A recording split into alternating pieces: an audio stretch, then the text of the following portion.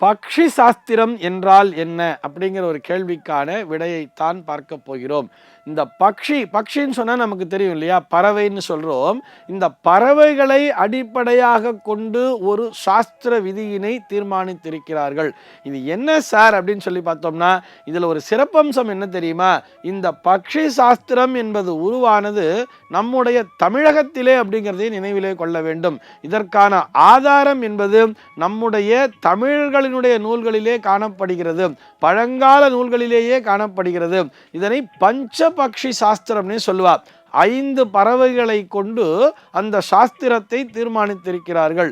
இது என்னென்ன சார் 5 பறவைகள் அப்படின்னு சொல்லி பார்த்தோம்னா, வல்லூறு, ஆந்தை, காகம், கோழி, மயில் என்கின்ற வரிசையிலே வரிசைப்படுத்துகிறார்கள்.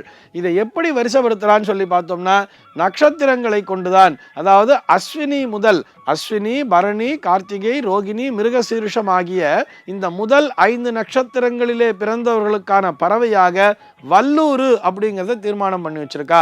வல்லூறுனா நமக்கு தெரியும் இல்லையா, ஒரு பருந்து மாதிரி, ஒரு கழுகு மாதிரி இருக்கும் இல்லையா, அந்த வல்லூறு தான் இதற்கான பறவை அப்படின்னு சொல்லி. அதற்கு அடுத்தபடியாக திருவாதிரை, புனர்பூசம், பூசம், ஆயில்யம், மகம், பூரம் ஆகிய இந்த 6 நட்சத்திரங்களிலே பிறந்தவர்களுக்கு ஆந்தை என்கின்ற பறவையை தீர்மானிக்கிறார்கள். வல்லூறு, ஆந்தை, காகம் என்று.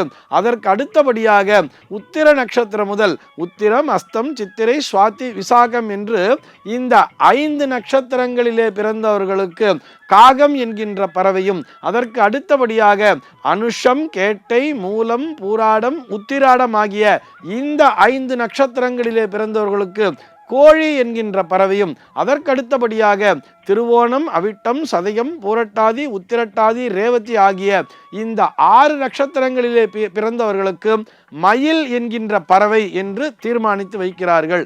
இந்த பறவைகள் இந்த நேரத்திலே இது போன்ற பணிகளை செய்கின்றனன்னு சொல்லி ஒரு டேபிளை போட்டு வச்சிருக்கா. அதாவது ஒவ்வொரு கிழமைங்கிறத பிரிக்கிறா இல்லையா, ஞாயிறு, திங்கள், செவ்வாய், புதன், வியாழன், வெள்ளின்னு சொல்லி இந்த டைம்ல பார்த்தோம்னா, அதாவது ஒரு 5 பணிகளை செய்கின்றனன்னு சொல்லி, பகல் பொழுதிலே ஒரு 5 பணிகள், இரவு பொழுதிலே ஒரு 5 பணிகளை செய்கின்றன பிரிக்கிறார்.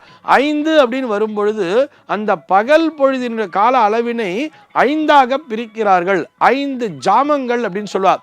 சாமங்கள் அப்படின்னு சொல்றோம் இல்லையா, இந்த சாமம் அப்படின்னு சொல்ற மாதிரி சாமக்கோழி கூவுது அப்படின்னு சொல்லுவா தெரியுமா, இந்த ஜாமம் அப்படின்னு சொல்லி ஒரு 5 ஜாமங்களை பிரிக்கிறார்கள்.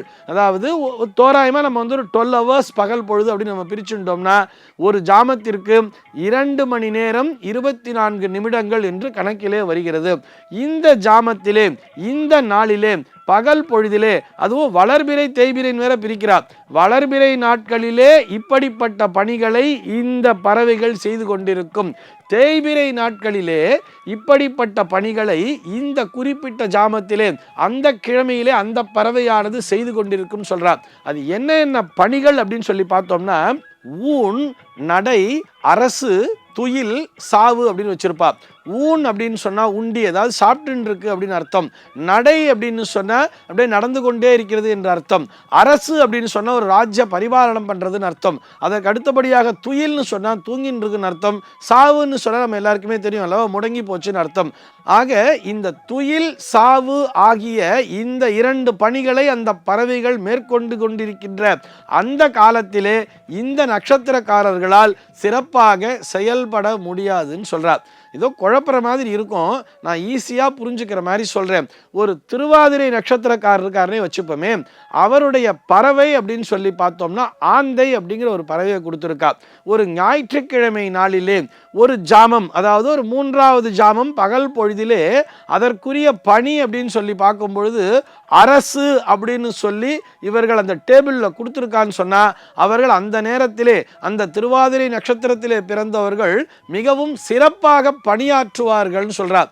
மாறாக துயில் அப்படின்னு சொல்லி அந்த நேரத்தில் இருக்குன்னு பார்த்தோம்னா, அவர் தூங்கி வழிந்து கொண்டிருப்பார். அந்த நேரத்திலே அவருடைய கவனமானது முழுமையான அந்த ஒருமுகப்படாது.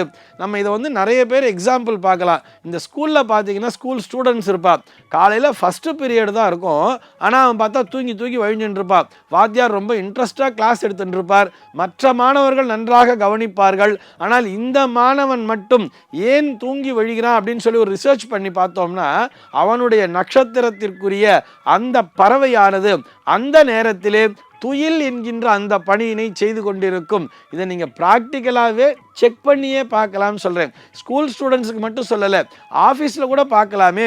எல்லாருமே மத்தியானம் இந்த லஞ்ச் முடிச்சுட்டு வந்து தூங்குவாங்கிறது வேற விஷயம். இருந்தாலும் நான் அந்த லஞ்ச் டைமில் கூட சாப்பிட்டுட்டு வந்துட்டு ரொம்ப சுறுசுறுப்பாக வேலை பார்க்குறவா கூட இருப்பா தெரியுமா?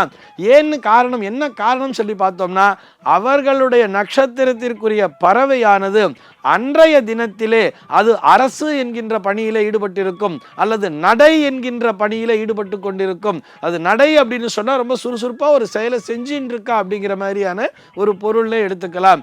இந்த பஞ்சபக்ஷி சாஸ்திரத்தை கண்டறிந்து இப்போ இவர்கள் ஏதோ ஒரு செயலை துவக்கப் போகிறார்கள் என்று வரும்பொழுது இவர்களுடைய நட்சத்திரத்திற்குரிய பறவையானது அந்த ஜாமத்திலே பர்டிகுலர் டைமில் சாவு அப்படின்னு சொல்லி பலன் கொடுத்துருக்கான்னு சொன்னால் அந்த பணியை செய்யாமல் இருப்பது என்பது உத்தமம்.